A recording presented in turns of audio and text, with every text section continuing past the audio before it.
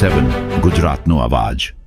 નમસ્કાર દર્શક મિત્રો, i7 ન્યૂઝ ગુજરાતીની સાથે હું છું આપની સાથે પાયલ બામભણિયા। તો જોઈએ આજના મહત્વના સમાચાર।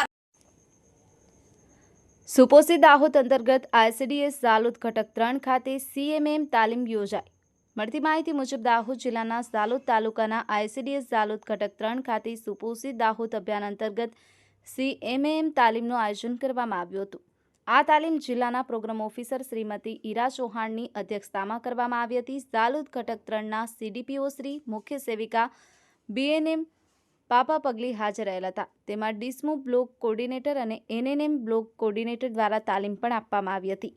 આ તાલીમમાં આંગણવાડી વર્કર બહેનોને તીવ્ર કુપોષણની ઓળખ, રોકથામ અને સારવાર અંગે વિગતવાર માર્ગદર્શન આપવામાં આવ્યું હતું। તેમને બાળકની પોષણ સ્થિતિનું મૂલ્યાંકન કરવા MUSC ટેપનો ઉપયોગ અને યોગ્ય સલાહ આપી જેવા મુદ્દાઓ પર તાલીમ આપવામાં આવી હતી। સુપોષી દાહોદ અભિયાનને આગળ વધારવા તથા કુપોષણને જડમૂળથી નાબૂદ કરવા માટે આ પ્રકારની તાલીમો અત્યંત મહત્વપૂર્ણ બની રહી છે। તાલીમ અંતે ઉપસ્થિત અધિકારીશ્રી દ્વારા આંગણવાડી વર્કરોને તેમની ભૂમિકા અને જવાબદારી વિશે પ્રેરક સંદેશ પણ આપવામાં આવ્યા હતા। બ્યુરો ચીફ કાળુભાઈ ડામોર સાથે cameraman Sensing Bariya, i7 news Gujarati, Dahod.